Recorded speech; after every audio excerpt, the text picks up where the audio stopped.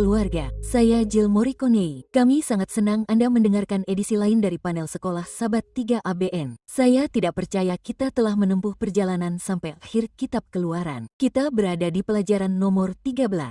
Judulnya adalah Kemah Suci. Jika Anda menginginkan salinan catatan kita, terkadang kita tidak dapat mempelajari semuanya saat kita belajar di sini. Anda dipersilakan untuk mengunjungi 3abiansabatkopanel.com dan klik tab catatan di bagian atas. Akan ada formulir kecil yang harus Anda isi. Setelah Anda mendaftar, Anda telah terdaftar dan setiap minggu Anda akan mendapatkan catatan kami saat pelajaran dirilis. Selain itu, kami hanya berterima kasih karena Anda telah menjadi bagian dari keluarga kami. Terima kasih atas kasih, doa, dan dukungan finansial Anda. Anda membantu kami membawa pesan Injil ini ke dunia yang terhilang dan sekarat. Kami telah melakukan perjalanan bersama keluarga kami pada kuartal ini dan hari ini tidak terkecuali. Di sebelah kiri saya, Pendeta James Rafferty. Senang berada di sini, Jill. Seperti biasa, saya telah diberikan pelajaran hari Senin yang berjudul Persembahan dan Roh. Oh, luar biasa. Di tengah, Pendeta John Denzi. Terima kasih, Saudari Jill. Kita memiliki hari Selasa, tabernakel dibangun. Oh, di sebelah kiri Anda, Pendeta John Lom. Saya memiliki kehadiran Tuhan di tabernakel. Oh, saya suka itu. Terakhir, saudari saya di dalam Yesus, Shelley Quinn. Saya memiliki tabernakel Yesus dengan umat manusia. Oh, itu akan menjadi pelajaran yang luar biasa. Kami sangat senang Anda bergabung dengan kami. Sebelum kita melangkah lebih jauh, kami ingin berdoa kepada Tuhan. Shelley, maukah Anda berdoa untuk kami? Tentu saja. Bapa Surgawi kami yang penuh kasih, merupakan sukacita dan hak istimewa bagi kami untuk berada di sini hari ini untuk berbicara atas nama-Mu. Jadi, kami mohon agar Engkau menyingkirkan kami, penuhi kami dengan Roh Kudus-Mu. Saya percaya Engkau telah mengarahkan persiapan. Sekarang arahkan apa yang keluar dari mulut kami. Dan Tuhan, tolonglah kami semua untuk memiliki telinga untuk mendengar apa yang Roh Kudus katakan dan hati yang akan mempraktikannya. Kami sangat mengasihi-Mu.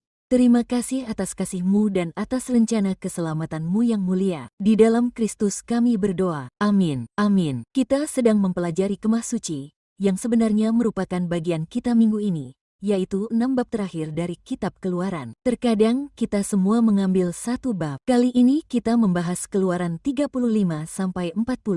Jika kita melakukan rekap cepat, ketika kita kembali ke pertengahan kitab Keluaran pasal 19, kita melihat Tuhan memanggil umatnya untuk membuat perjanjian dengan dirinya sendiri. Kita melihat 10 perintah, 10 firman, 10 janji yang Dia berikan kepada umatnya. Mereka memasuki perjanjian ini. Musa menghabiskan 40 hari di gunung bersama Tuhan, menerima 2 loh batu yang ditulis dengan jari Tuhan dan instruksi untuk tempat kudus dan kemah suci dan kitab hukum. Kemudian orang Israel kembali ke Mesir, bukan secara harfiah, tetapi di dalam hati mereka, dan mereka kembali menyembah berhala Mesir dalam pengalaman anak lembu emas itu. Dan itu melanggar perjanjian. Dan kemudian kita melihat karakter Tuhan dinyatakan kepada Musa dengan cara yang luar biasa ini, perhatiannya bagi umatnya. Dan kemudian perjanjian itu diperbarui. Kita mempelajarinya minggu lalu, pembaruan perjanjian. Dan sekali lagi, Tuhan berkata bahwa Dia akan pergi bersama umatnya. Kehadirannya akan menyertai mereka. Sebelum pelanggaran perjanjian di anak lembu emas, Musa akan pergi sendiri. Dan Musa berkata, "Tunggu sebentar, Tuhan, kami membutuhkan-Mu, kami membutuhkan kehadiran-Mu, ingin Engkau menyertai kami." Petik 2, perjanjian itu diperbarui, kehadiran Tuhan dipulihkan. Dan sekali lagi, Tuhan akan tinggal di tengah-tengah umatnya.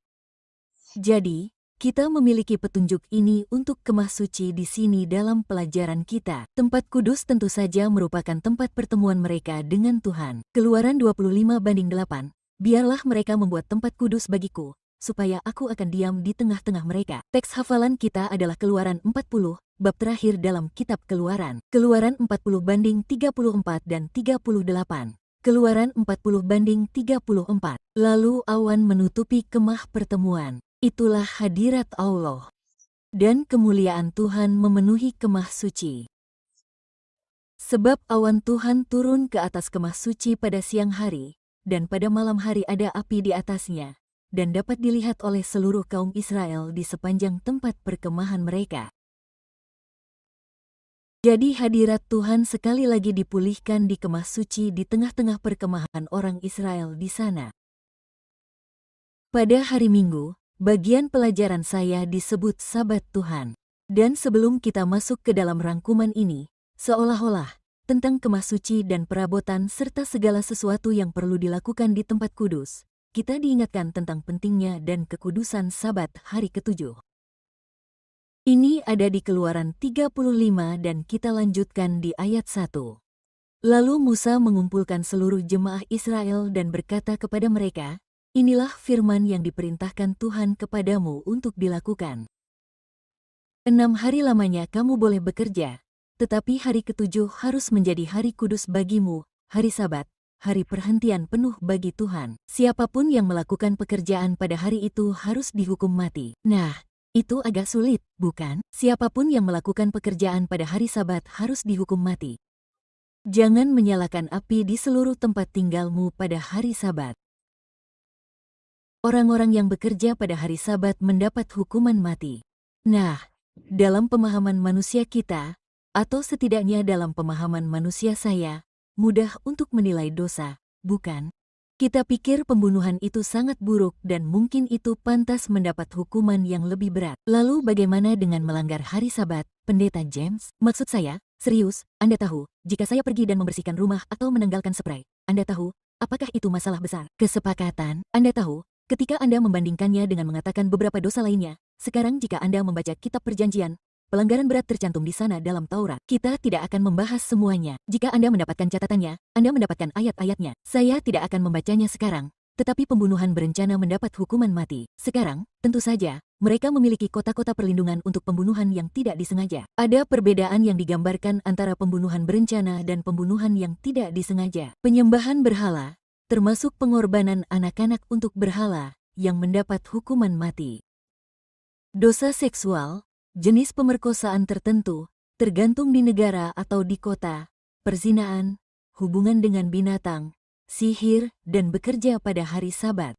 Sekarang, ketika saya melihat daftar dosa itu, dalam pikiran saya berpikir, tunggu sebentar, ada yang aneh di sini. Ini hanya pemahaman manusia saya. Jadi, mari kita lihat apa arti Sabat sebenarnya. Dan ketika kita sampai pada akhirnya, kita mungkin menemukan mengapa itu begitu penting. Sesuatu yang substansial. Pertama, kita sudah membicarakan hal ini sebelumnya, tetapi kita akan merangkumnya sebentar. Sabat adalah peringatan penciptaan, bukan? Kita tahu dalam Kejadian 2, ini adalah pertama kalinya Sabat disebutkan. Tepat di awal penciptaan dunia, akhir minggu penciptaan. Kejadian 21:3, langit dan bumi dan segala isinya telah diselesaikan. Dan pada hari ketujuh, Allah telah menyelesaikan pekerjaan yang telah dibuatnya itu. Dan ia berhenti pada hari ketujuh dari segala pekerjaan yang telah dibuatnya itu. Dan Allah memberkati hari ketujuh itu dan menguduskannya, karena pada hari itulah ia berhenti dari segala pekerjaan yang telah dibuatnya itu. Jadi, Sabat secara khusus adalah peringatan pengingat bahwa Allah adalah pencipta kita dan Allah dapat menciptakan kembali dalam diri kita gambar Yesus. Kita melihat keduanya dicontohkan di sana dan Sabat juga dikaitkan dengan perhentian itu. Kita melihat ini juga dalam perintah keempat, Keluaran 28-11. Kita mengetahuinya. Ingatlah hari Sabat untuk menguduskannya. Dan lalu berlanjut. Ada banyak hal yang perlu diperhatikan tentang tidak bekerja pada hari Sabat. Anda tahu,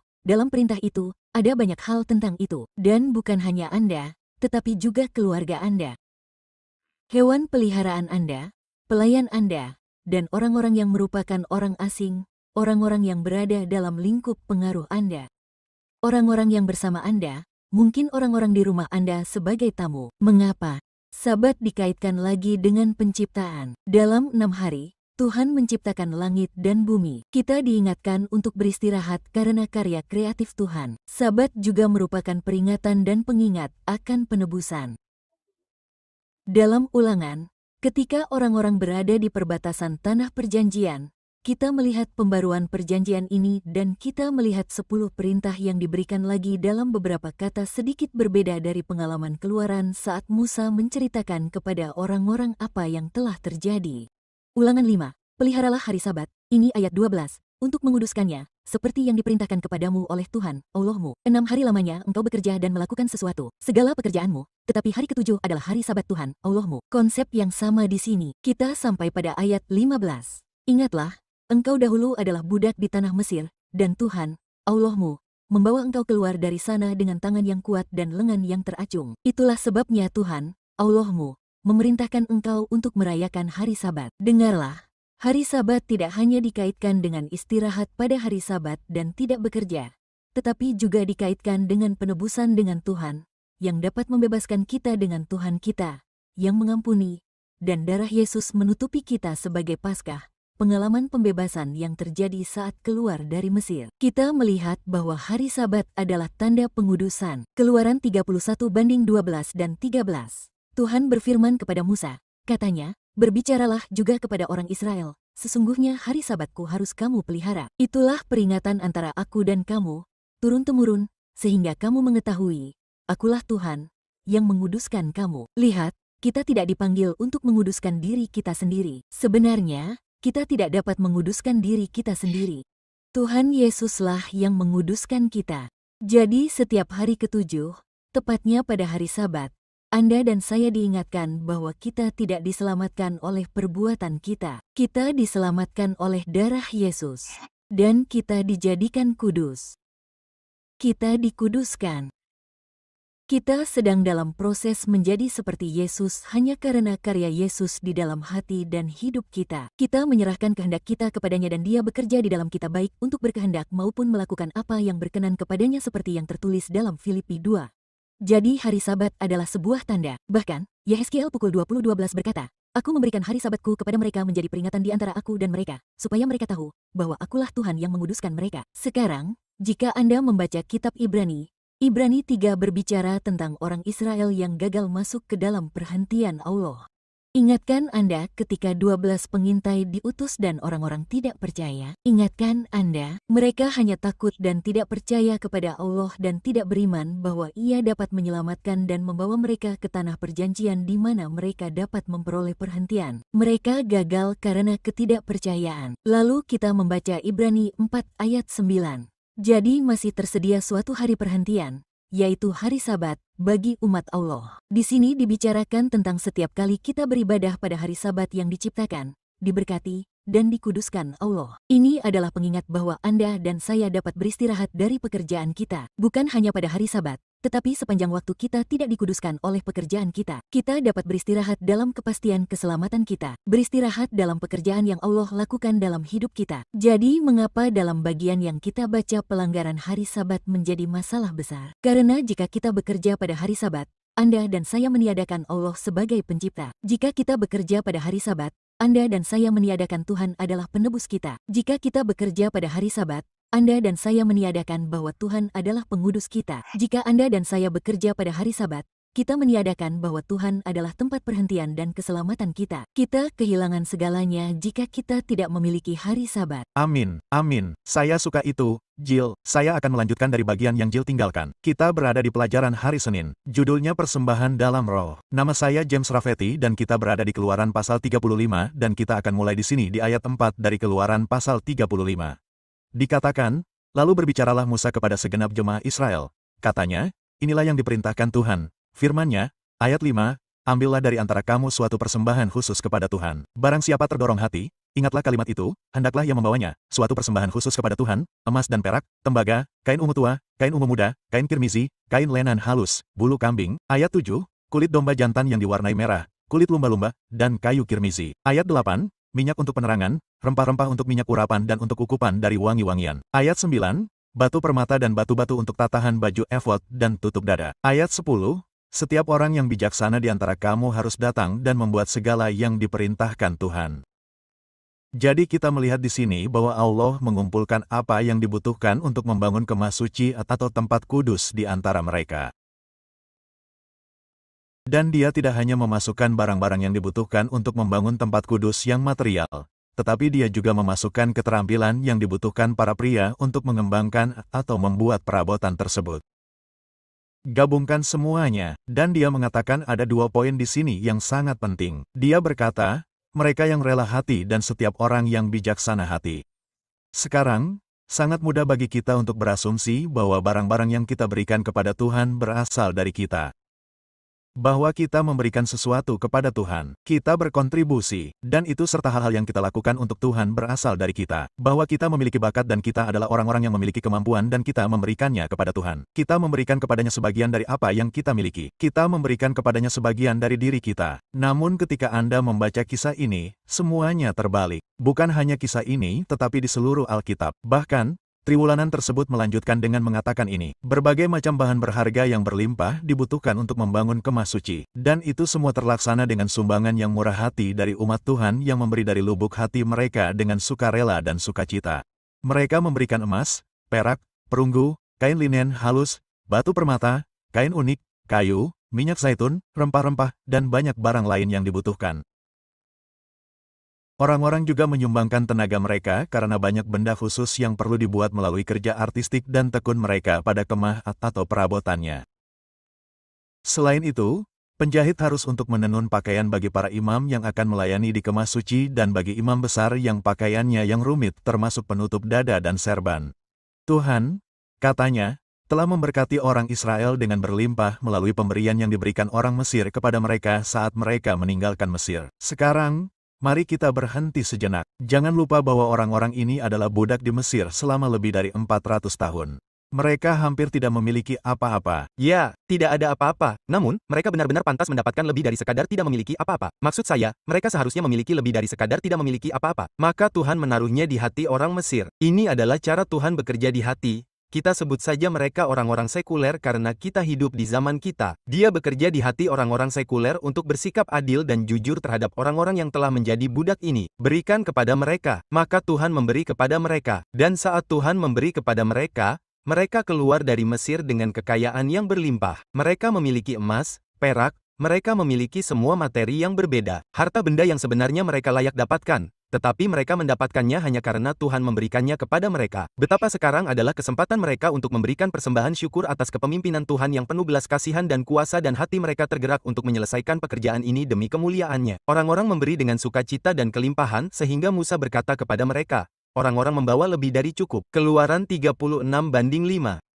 Maka Musa harus menghentikan sumbangan mereka karena apa yang sudah mereka miliki lebih dari cukup untuk melakukan semua pekerjaan di kemah suci. Ayat 37 atau pasal 36. Jadi melalui tuntunan Roh Kudus, Tuhan memperlengkapi dan memberdayakan umat untuk membangun kemah suci dengan akurat dan orang lain yang dipenuhi dengan Roh Tuhan menurut ayat 31 pasal 5, yang berarti bahwa mereka dikaruniai oleh Tuhan dengan keterampilan dan hikmat serta pengetahuan artistik untuk melakukan semua pekerjaan dengan sempurna. Itu adalah proyek yang sangat besar dan harus dibuat persis sesuai dengan model yang Tuhan tunjukkan kepada Musa.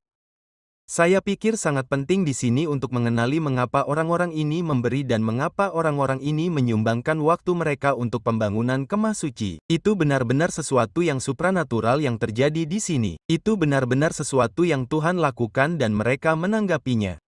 Itu bukan sesuatu yang mereka lakukan sendiri.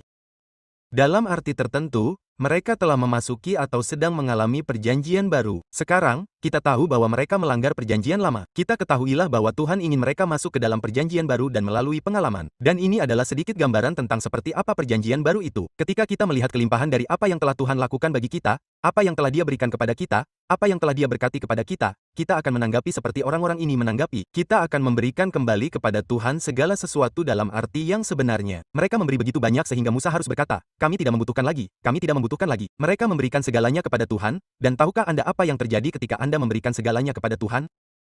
Anda menerima semua yang Anda butuhkan. Ketika Anda memberikan segalanya kepada Tuhan, Anda menerima semua yang Anda butuhkan karena Anda tidak dapat memberi lebih banyak daripada Tuhan. Itu benar. Anda tidak dapat berpikir bahwa Anda lebih murah hati, Anda lebih memberi, Anda dapat menjadi berkat yang lebih besar daripada Tuhan dalam hidup Anda. Jadi, Anda dapat menantangnya. Anda dapat mencoba memberi lebih banyak daripada Tuhan. Mencoba memang menyenangkan. Anda dapat mencoba memberi lebih banyak daripada Tuhan, tetapi tidak mungkin Anda dapat melakukannya. Si bangsawan melanjutkan dengan mengatakan bahwa penting bahwa karunia Roh Kudus berkaitan dengan berbagai kemampuan dan keterampilan orang-orang yang perlu digunakan dalam membangun kemah suci. Dan saya baru saja mengedit bagian ini sedikit. Dipenuhi dengan roh adalah pengalaman adikodrati yang memungkinkan pengaruh Roh Kudus yang dijanjikan Tuhan untuk menguasai pikiran, hati, dan jiwa kita untuk memajukan tujuan Tuhan, memenuhi misinya.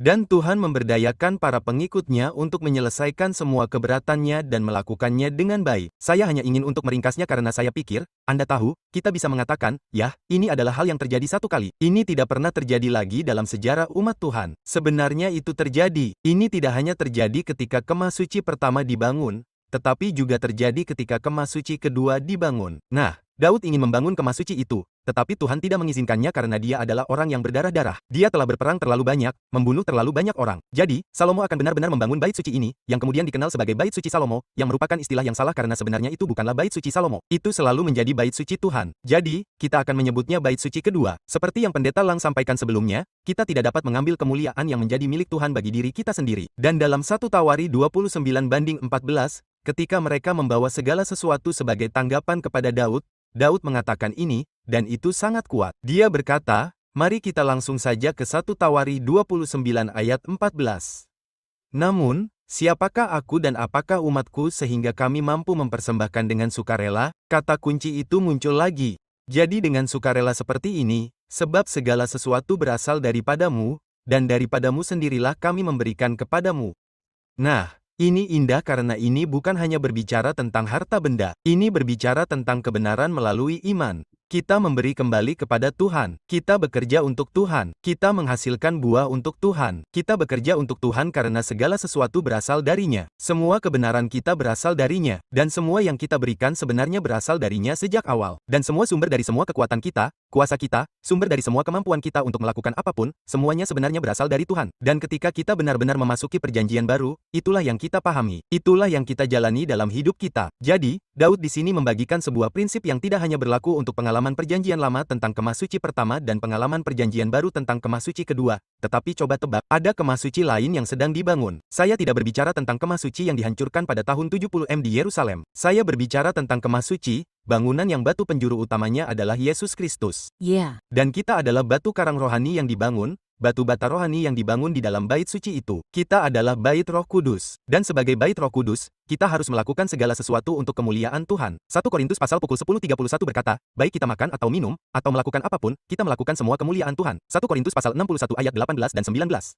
Tidak tahukah kamu, bahwa tubuhmu adalah bait Roh Kudus yang diam di dalam kamu, Roh Kudus yang kamu peroleh dari Allah, dan bahwa kamu bukan milik kamu sendiri? Jadi, yang kita lihat di sini sungguh indah. Orang-orang ini tahu, misalnya, bahwa semua makanan mereka adalah milik mereka. Itu disediakan, bukan, semua makanan dan air yang mereka butuhkan di padang gurun. Orang yang ada di dalam air itu disediakan. Tempat tinggal mereka disediakan. Bukan hanya itu, tetapi tempat yang akan mereka tuju adalah Kanaan yang baru, tanah perjanjian. Dan coba tebak apa yang akan mereka miliki? Mereka akan memiliki pohon anggur dan mereka akan memiliki rumah. Mereka akan memiliki segalanya, semuanya akan diberikan kepada mereka. Mereka tidak membutuhkan apapun. Tuhan menggenapi firman-Nya dalam Matius pukul 6:33. Carilah dahulu kerajaan Allah dan kebenarannya, maka semuanya akan ditambahkan kepadamu. Dan teman-teman, itulah yang telah Tuhan lakukan bagi kita hari ini. Segala sesuatu yang kita miliki adalah dari Tuhan. Dia berjanji untuk memenuhi semua kebutuhan kita seperti yang Dia lakukan dengan perjanjian lama, orang-orang yang melewati padang gurun, seperti yang Dia lakukan pada Daud. Dia akan mengurus semua kebutuhan masa depan kita. Jadi semua yang kita miliki disediakan oleh Tuhan. Jadi mengapa tidak mengalami apa yang dikatakan di sini dalam 2 Korintus pasal 9 bahwa Tuhan memanggil kita untuk memberi,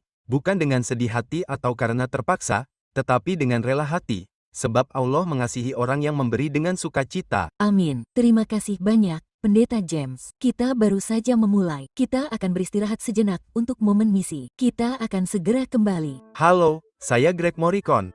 Saya sangat senang Anda bergabung dengan saya untuk momen misi 3ABN. Minggu ini, saya ingin bercerita tentang Daryl, yang tumbuh dalam keluarga yang erat di sebuah pertanian di negara bagian Washington Timur. Dia memberitahu kita bahwa meskipun dia tidak menghadiri gereja secara teratur, saat dia tumbuh dewasa, dia mulai lebih sering menghadiri gereja ketika dia menikahi istrinya, Cheryl. Seiring berjalannya waktu, mereka memutuskan untuk membangun rumah baru di pertanian mereka dan pindah ke sana di New York City. Malam tahun baru sebelum acara itu benar-benar selesai, mereka belum memasang TV kabel atau bahkan telepon. Dan karena semua salju itu, mereka juga belum mengundang teman-teman.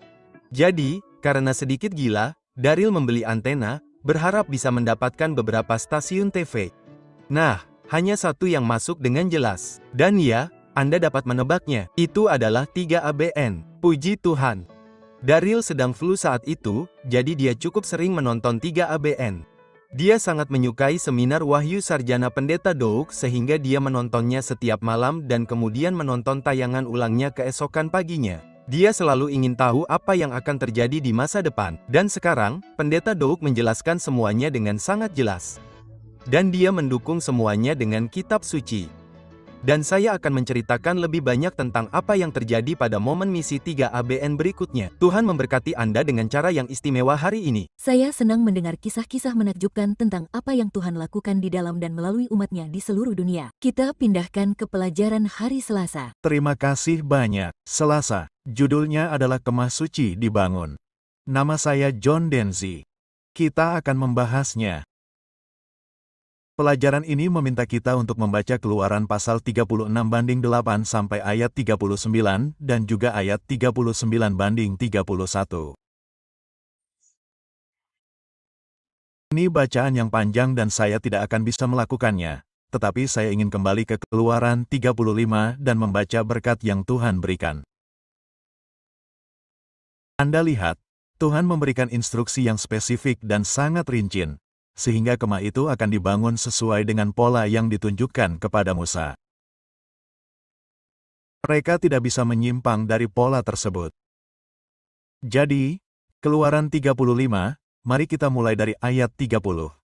Lalu berkatalah Musa kepada orang Israel, "Lihat, Tuhan telah memanggil Bezel bin Uri, binnya, dari suku Yehuda, dan ia telah memenuhinya dengan roh Allah, dengan hikmat dan pengertian dan pengetahuan, dalam segala macam pekerjaan, untuk merancang berbagai pekerjaan yang indah, untuk mengerjakan emas, perak dan tembaga, untuk mengasah batu permata supaya ditata, untuk mengukir kayu dan untuk mengerjakan berbagai pekerjaan yang indah. Dan ia telah menaruh dalam hatinya kemampuan untuk mengajar." Dan Aholeb bin Ahisyamak dari suku Dan.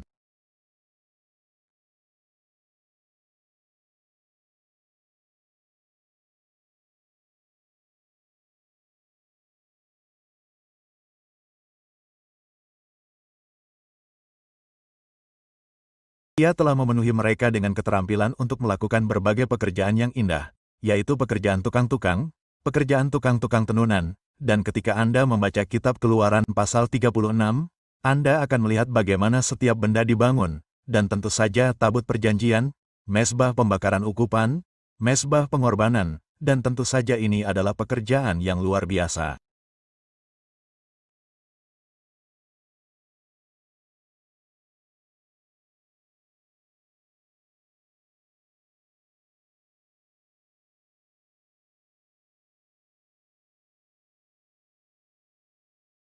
Semua benda ini adalah simbol yang mewakili hal-hal dari pelayanan Kristus dan hal-hal di surga. Jadi mengapa kemah suci ini dibangun? Kemah suci ini dibangun agar orang-orang menyembah Tuhan dan agar orang-orang mengerti bahwa Tuhan menyertai mereka dan agar orang-orang dapat mempersembahkan korban untuk dosa. Semua menunjuk kepada Yesus Kristus, yang seperti yang kita lihat dalam Yohanes pukul 1:29 adalah anak domba Allah yang menghapus dosa dunia. Dalam pelajaran ini kita memiliki yang berikut. Kebaktian kemah suci adalah pelajaran objek visual dari Injil yang menunjukkan seluruh rencana penebusan Tuhan. Berbagai upacara menggambarkan, pertama, bagaimana Tuhan membenci dan menangani dosa. Kedua, bagaimana Dia menyelamatkan orang-orang yang bertobat. Ketiga, bagaimana nasib orang fasik. Dan keempat, bagaimana Dia akan menjamin masa depan yang mulia tanpa kejahatan. Dan saat Anda mempelajari kebaktian di tempat kudus, kebaktian harian dan tahunan, Anda mulai memahami bagaimana Tuhan akan menangani dosa dan bagaimana Tuhan, itu gambaran yang indah. Sayangnya, saya tidak tahu apakah ada yang memiliki hari pendamaian untuk menggambarkan apa yang terjadi di sana. Karena itu memberitahu kita gambaran yang indah tentang bagaimana Tuhan akan berurusan juga dengan iblis, yang berperan dalam menggoda manusia, dan bagaimana Tuhan akan menimpakan kepadanya semua dosa umat Tuhan karena ia berperan di dalamnya. Bukan berarti ia akan melakukan pendamaian, tetapi ia memiliki tanggung jawab dalam mendatangkan godaan kepada manusia dan tentu saja ia harus membayarnya. Jadi saya buka 1 Yohanes pasal 1 ayat 7, 8 dan 9. Perhatikan apa yang dikatakan di sini. Tetapi jika kita hidup di dalam terang sama seperti Dia ada di dalam terang, maka kita beroleh persekutuan seorang dengan yang lain, dan darah Yesus, anaknya, menyucikan kita daripada segala dosa. Jika kita berkata bahwa kita tidak berdosa, maka kita menipu diri kita sendiri dan kebenaran tidak ada di dalam kita. Jika kita mengaku dosa kita, maka Ia adalah setia dan adil, sehingga Ia akan mengampuni segala dosa kita dan menyucikan kita dari segala kejahatan. Inilah pelajaran yang harus dipahami oleh orang Israel dalam setiap korban. Dan Anda memiliki kebaktian harian. Di pagi hari, ada seekor domba yang dipersembahkan. Di malam hari, ada seekor domba yang dipersembahkan. Dan saya ingin mengambil waktu sejenak untuk mengingatkan kita bahwa korban pagi dan sore hari ini adalah untuk kita dan keluarga. Ini adalah waktu yang ditentukan bagi setiap keluarga untuk meluangkan waktu untuk beribadah atau datang kepada Tuhan. Menyembahnya dalam doa dan ucapan syukur di pagi hari. Kumpulkan anak-anak Anda, kumpulkan keluarga Anda di pagi hari sebelum Anda bergegas bekerja, bergegas ke sekolah, bergegas melakukan aktivitas sehari-hari, dan tentu saja di malam hari berkumpullah untuk menyembah Tuhan. Tidak ada korban yang dibutuhkan karena Yesus Kristus telah berkorban untuk sepanjang masa. Dia adalah anak domba Allah yang menghapus dosa dunia. Saya harus segera beralih ke Ibrani pasal 9, dimulai dari ayat 6. Setelah semuanya dipersiapkan, imam selalu masuk ke bagian pertama kemah suci untuk melakukan ibadah. Tapi imam besar hanya masuk ke bagian kedua dari kemah suci sekali setahun, dan harus dengan darah yang dipersembahkannya untuk dirinya sendiri dan untuk dosa-dosa umatnya yang dibuat dengan tidak sengaja. Roh Kudus menyatakan hal ini, bahwa jalan ke tempat yang Maha Kudus belum terbuka, selama kemah suci yang pertama itu masih berdiri. Kita berbicara tentang kemah suci di surga, yang tidak dibuat oleh tangan manusia. Dikatakan dalam ayat 9 bahwa kemah suci duniawi itu adalah simbol untuk masa sekarang, di mana persembahan dan korban dipersembahkan. Dipersembahkan, tetapi yang dipersembahkan tidak dapat menyempurnakan orang yang melakukan ibadah itu, sehubungan dengan hati nuraninya yang hanya peduli terhadap makanan dan minuman, berbagai pembasuhan dan ketetapan-ketetapan duniawi yang ditetapkan sampai waktu pembaharuan. Tentu saja, ini mengarahkan kita kepada suatu waktu tertentu, ketika akan ada pembaharuan. Dan, saya akan memberitahu Anda, ketika Anda pergi kepada Yesus Kristus di kayu salib, salah satu tempat yang dapat Anda kunjungi adalah Matius 27. Sangat menarik bahwa Yesus mati di kayu salib di sana, dan saat Dia mati di kayu salib, pemandangannya berubah, dan itu membawa kita ke bait suci, dan para imam sedang bertugas di sana. Dan saat mereka melakukan ini, tabir itu terbelah dari atas ke bawah, yang menunjukkan bahwa tabir itu tidak, dibongkar atau dirobek oleh tangan manusia. Tuhanlah yang mengutus para malaikat untuk mengambil tabir yang sangat tebal dan sangat tinggi itu dan membelahnya menjadi dua. Sekarang para penyembah dapat melihat untuk pertama kalinya ke tempat yang paling kudus, tempat yang paling suci, yang menandakan berakhirnya pengorbanan. Dan Anda dapat melihat Daniel pasal 9 dan Anda dapat menggabungkan Daniel pasal 8 dan Daniel pasal 9 untuk memahami bahwa Yesus Kristus akan menghapuskan pengorbanan karena Dia adalah pengorbanan bagi kita semua. Ibrani pasal 9, mari kita mulai dari ayat 11. Tetapi Kristus telah datang sebagai imam besar untuk hal-hal yang baik yang akan datang, dengan kemah yang lebih besar dan yang lebih sempurna, yang bukan dibuat oleh tangan manusia, yang bukan dari ciptaan ini, bukan dengan darah domba jantan dan darah lembu jantan, tetapi dengan darahnya sendiri. Ia telah masuk satu kali untuk selama-lamanya ke dalam tempat yang maha kudus, dan dengan demikian memperoleh penebusan yang kekal. Sebab jika darah lembu jantan dan darah domba jantan dan abu lembu yang memercik kepada orang yang najis, menguduskan mereka, sehingga mereka bersih secara jasmani, betapa lebihnya darah Kristus, yang oleh roh yang kekal, yang apa?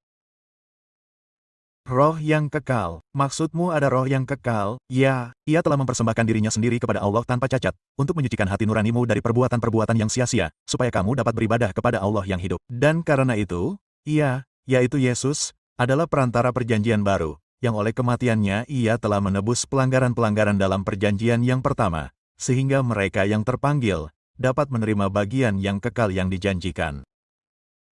Hari ini, saat kita berbicara di Israel, ada gerakan untuk membangun kembali bait suci. Dan orang-orang Yahudi sebenarnya sedang bersiap untuk mulai mempersembahkan korban. Namun, ini akan menjadi pengorbanan yang sia-sia karena pengorbanan sejati Yesus Kristus telah dilakukannya. Meskipun pengorbanan itu akan dipersembahkan di hadapan mereka, pengorbanan itu akan dipersembahkan dalam iman mereka, dan pengorbanan itu tidak berguna karena hanya Yesus Kristus yang dapat membersihkan dosa. Jadi, kami meminta Anda untuk berdoa bagi mereka sehingga terang pengetahuan tentang Tuhan kita Yesus Kristus akan datang kepada mereka. Dan merupakan tanggung jawab kita sebisa mungkin untuk membawa pengetahuan itu kepada mereka dan orang-orang di sekitar kita. Yesus Kristus adalah anak domba Allah yang menghapus dosa dunia. Terima kasih, Johnny. Terima kasih, James. Terima kasih, Jill. Hadirat Tuhan di Kemah Suci adalah milikku. Saat kita berbicara tentang harga yang dibayar untuk dosa, harga setan adalah untuk pelanggaran hukum Allah, tetapi Yesus adalah untuk pembenaran hukum Allah. Kambing hitam. Saya pikir Anda berbicara tentang kambing hitam. Ada lebih banyak detail. Pernahkah Anda memperhatikan? Maksud saya, kita memiliki begitu banyak teks untuk dibaca sehingga tidak mungkin bahkan dalam 13 minggu untuk membahas kitab Keluaran. Sangat disarankan agar Anda meluangkan waktu untuk membacanya, bahkan dengan komentar Alkitab, agar dapat menyerapnya dan mendapatkan lebih banyak detail, karena komentar saya memiliki 38 ayat. Saya tidak akan dapat membahas semuanya, tetapi saya ingin berfokus pada esensinya. Siapakah Tuhan? Bagaimana kehadiran Tuhan di Kemah Suci? Dari ayat 1 hingga ayat 32. Bab berapa? Dari kitab Keluaran pasal 40, 38 ayat itu berbicara tentang semua hal spesifik dalam mempersiapkan Kemah Suci untuk kehadiran Tuhan. Dan betapa persiapannya itu. Maksud saya, Tuhan adalah Tuhan yang teliti. Dan semua yang Dia lakukan adalah untuk menunjukkan bahwa Tuhan adalah Tuhan yang melakukan segala sesuatu dengan baik dan teratur. Dan jika Anda ingat Keluaran 25:8 dan 9, Tuhan menunjukkan pola Kemah Suci di surga sehingga dapat dibangun di bumi sesuai dengan pola itu.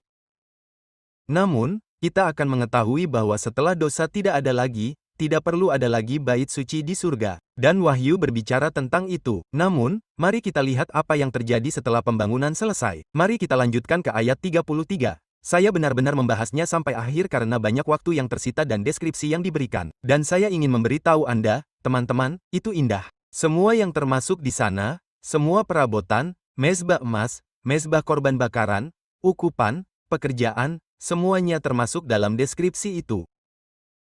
Namun, dikatakan dalam ayat 33, lalu ia mendirikan pelataran sekeliling Kemah Suci dan mezbah itu, dan menggantungkan tirai pintu gerbang pelataran. Jadi, Musa menyelesaikan pekerjaan itu. Perhatikan ini karena judulnya adalah kehadiran Tuhan di dalam Kemah Suci. Dikatakan, lalu awan itu menutupi kemah pertemuan, dan kemuliaan Tuhan memenuhi Kemah Suci, sehingga Musa tidak dapat memasuki kemah pertemuan, sebab awan itu hinggap di atasnya, dan kemuliaan Tuhan memenuhi Kemah Suci.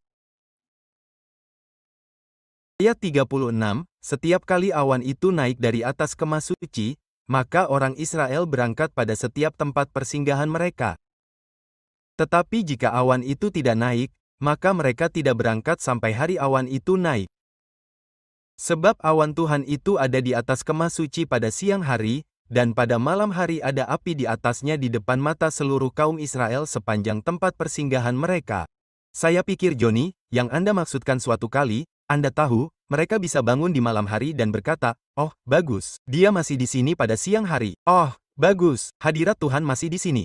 Petik 2. Dan selama hadirat Tuhan ada di sana, mereka tidak boleh melakukan perjalanan. Mereka harus menunggu sampai hadirat Tuhan terangkat. Jadi mereka juga diberitahu apa yang tidak boleh dilakukan karena itu berkaitan dengan kemuliaan Tuhan yang ada di bait suci. Perhatikan apa yang terjadi di Keluaran pasal 3, saya akan kembali ke masa lalu.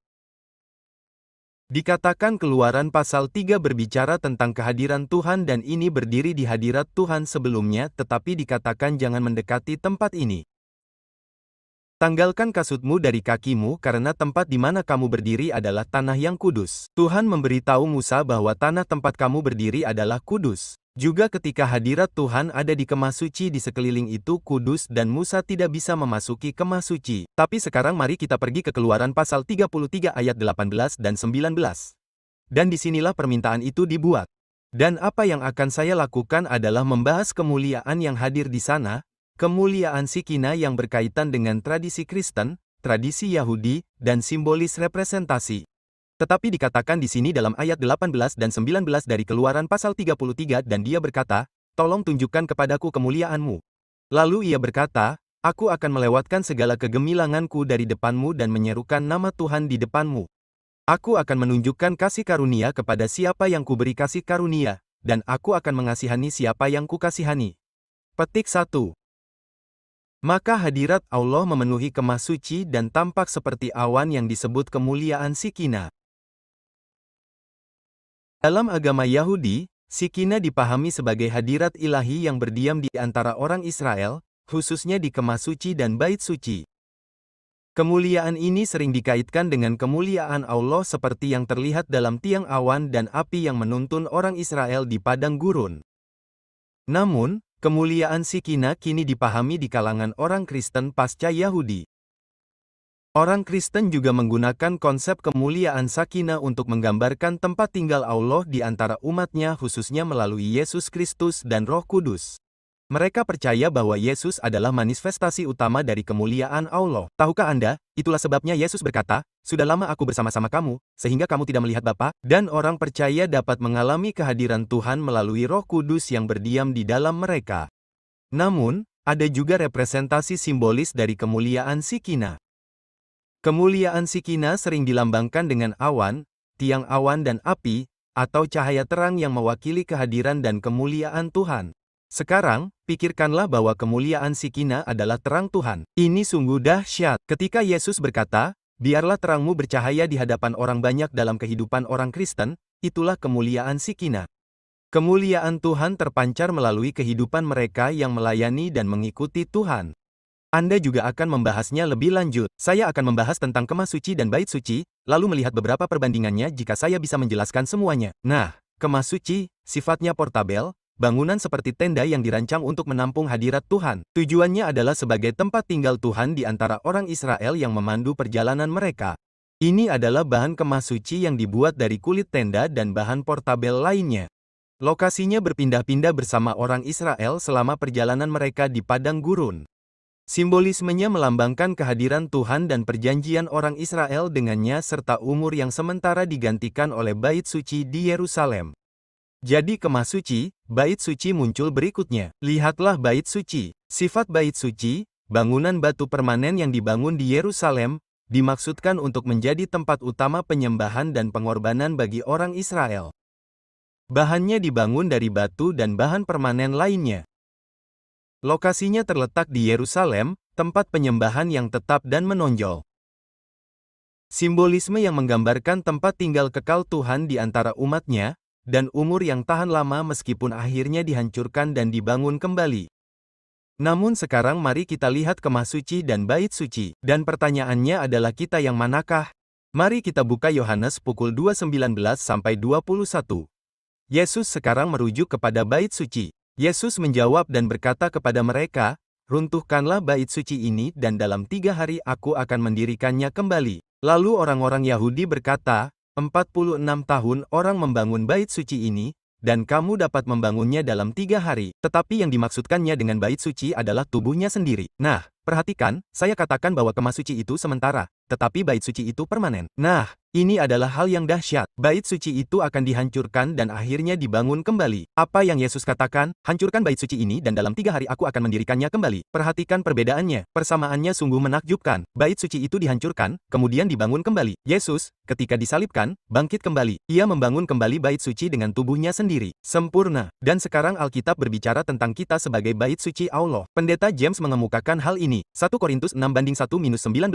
Atau tidak tahukah kamu, bahwa tubuhmu adalah bait Roh Kudus yang diam di dalam kamu, Roh Kudus yang kamu peroleh dari Allah, dan bahwa kamu bukan milik kamu sendiri, sebab kamu telah dibeli dan harganya telah lunas dibayar. Karena itu muliakanlah Allah dengan tubuhmu. Roh Kudus adalah Allah yang adalah Allah. Itulah bait suci individu. Tetapi bagaimana dengan bait suci kolektif? Efesus pukul 2:19-22. Demikianlah kamu bukan lagi orang asing dan pendatang, melainkan orang asing. Saudara-saudara sebangsa dengan orang-orang kudus dan anggota-anggota keluarga Allah, yang dibangun di atas dasar para rasul dan para nabi, dengan Kristus Yesus sebagai batu penjuru. Di dalam Dia tumbuh seluruh bangunan, tersusun rapi, menjadi bait Allah yang kudus. Itulah orang-orang Kristen secara kolektif, yang di dalam Dia kamu juga turut dibangunkan bersama-sama menjadi tempat kediaman Allah, di dalam roh. Jadi, Anda melihat bahwa bait suci itu adalah milik individu dan juga gereja secara kolektif. Namun, apalagi yang dikatakan Alkitab tentang bait suci, bagaimana bait suci dipelihara sangatlah relevan. 2 Korintus pukul 6:16. Dan apakah hubungan bait Allah dengan berhala? Tidak boleh ada sesuatu yang najis di dalam bait suci itu. Demikian juga, lihatlah apa yang dikatakan di sini. Karena kamu adalah bait Allah yang hidup. Seperti yang telah Allah katakan, aku akan diam bersama-sama dengan mereka dan hidup di tengah-tengah mereka. Aku akan menjadi Allah mereka dan mereka akan menjadi umatku. Dan akhirnya, ketika kita sampai di surga dan dosa telah dilakukan, tidak akan ada lagi bait suci. Wahyu pukul 21:22 dan 23. Tetapi aku tidak melihat bait suci di dalamnya, sebab Tuhan Allah, yang Maha Kuasa, dan Anak Domba adalah bait sucinya. Kota itu tidak membutuhkan matahari atau bulan untuk bersinar di dalamnya, karena kemuliaan Allah meneranginya. Pelita adalah terang, kemuliaan Shekhinah kekal. Amin. Amin. Terima kasih kepada semua orang. Sungguh suatu pelajaran. Saya Shelley Quinn. Dari pelajaran hari Kamis, Yesus bertabernakel dengan umat manusia. Jika Anda berkenan, silakan buka Alkitab Anda terlebih dahulu atau permisi, Yohanes pasal 1.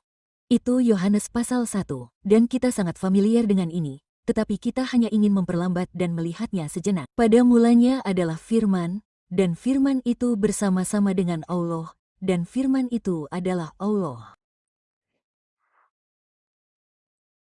Pribadi kedua dari ketuhanan yang menjadi pribadi Yesus Kristus pada inkarnasinya selalu ada. Pribadi kedua dari ketuhanan selalu ada sebelum waktu, ruang, dan materi. Dalam bahasa Yunani, kata kerja was mengungkapkan keberadaan yang kekal. Jadi firman itu adalah Tuhan. Dia tidak memiliki permulaan. Dia memiliki keberadaan yang kekal. Kita tidak dapat memahaminya. Kita makhluk yang terbatas. Keilahian itu tidak terbatas. Namun Sang Mesias yang kita lihat di seluruh perjanjian lama, Kristus, keduanya berarti yang diurapi. Itulah gelar pribadi Yesus Kristus. Itulah Dia sepanjang kekekalan. Ketika Dia menjadi pribadi itu, satu-satunya saat Dia dilahirkan adalah ketika Dia berinkarnasi untuk menjadi anak manusia dan anak perjanjian Allah. Jadi Dia bukanlah makhluk ciptaan, Dia adalah Tuhan. Yesus berkata dalam Yohanes pukul 8:58, Aku berkata kepadamu, sesungguhnya sebelum Abraham jadi, Aku telah ada. Itulah Aku yang sama yang kita lihat dalam kitab Keluaran di semak yang terbakar yang berbicara kepada Musa. Sekarang lompat ke ayat 14. Yohanes 1 ayat 14. Firman itu telah menjadi manusia, dan diam di antara kita, dan kita telah melihat kemuliaannya. Menarik, firman itu diam. Ia tinggal di antara kita. Ia mendirikan kemahnya. Sungguh menakjubkan, inkarnasi Kristus. Menurut saya, adalah keajaiban kekekalan yang paling luar biasa, yaitu bahwa Allah kita merendahkan dirinya sampai menjadi pribadi, manusia, pencipta yang tak terbatas, pribadi kedua dari ketuhanan. Ia melangkah ke dalam ciptaan. Dan Ia tidak hanya melangkah masuk. Ia bergerak masuk. Ia bergerak ke dalam lumpur pengalaman manusia, tanah kotor pengalaman manusia. Ia mengambil rupa manusia sehingga Ia dapat membayar hukuman dosa kita dan memenuhi keadilannya sendiri. Itu benar. Saya pikir itu adalah hal yang paling menakjubkan di seluruh dunia, yaitu bahwa Allah menjadi manusia. Hukuman dosa adalah maut. Ia tidak bisa begitu saja menghapusnya. Dia tidak bisa menghapus dosa-dosa kita di bawah karpet karena Dia sangat mengasihi kita.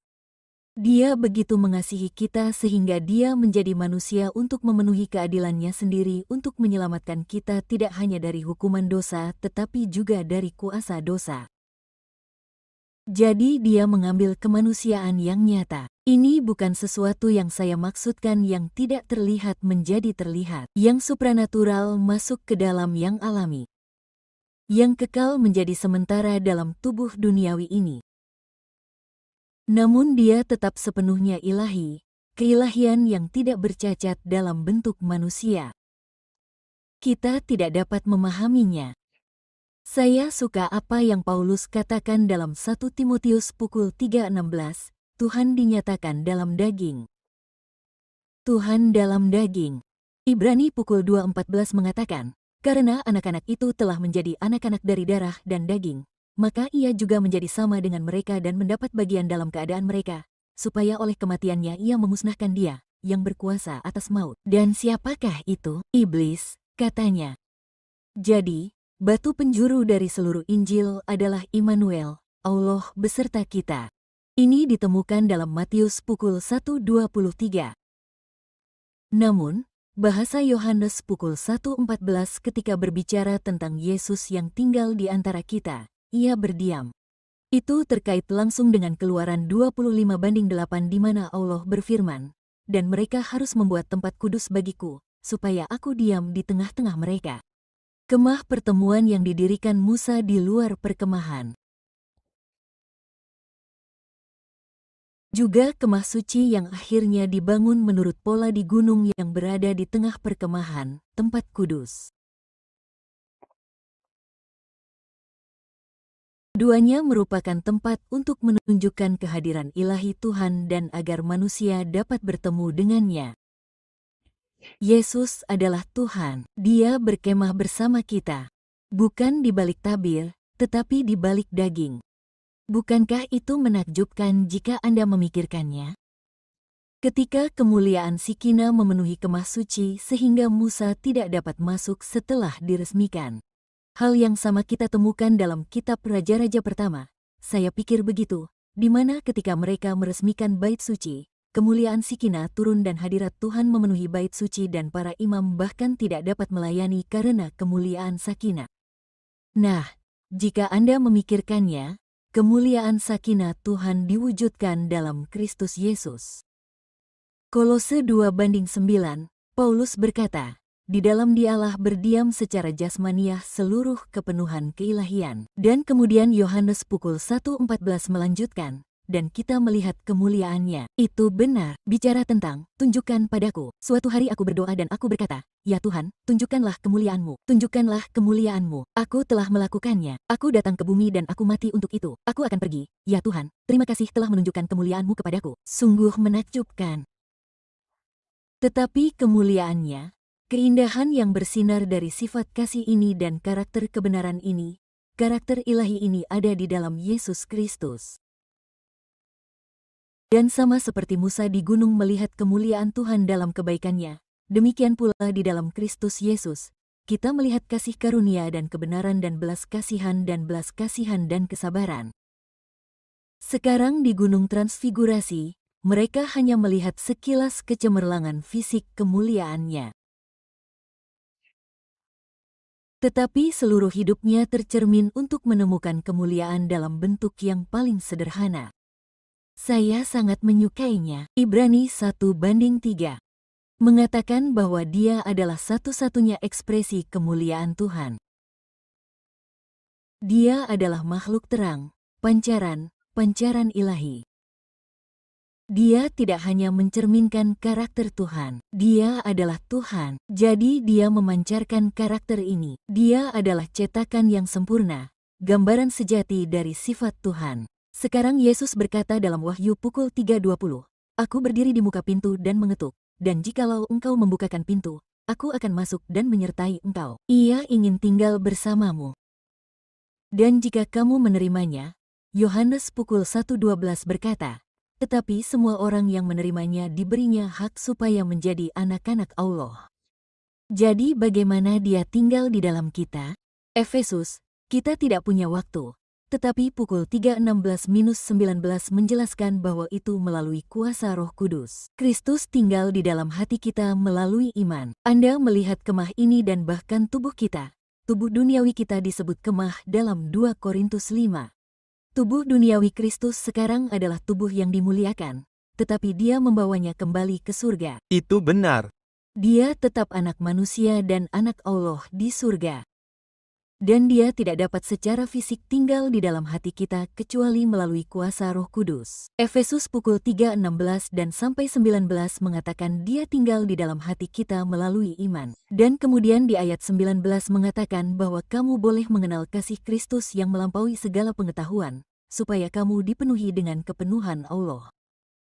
Dan yang harus kita sadari adalah inkarnasi. Ini bukan hanya hal yang sementara. Itu adalah awal dari keintiman yang kekal. Dia memiliki kemah bersama kita selamanya. Seperti yang Anda sebutkan, Wahyu 21:3, dikatakan bahwa kemah suci Allah ada bersama manusia. Yerusalem baru akan runtuh dan tidak perlu lagi bait suci karena Allah dan Anak Domba adalah bait suci.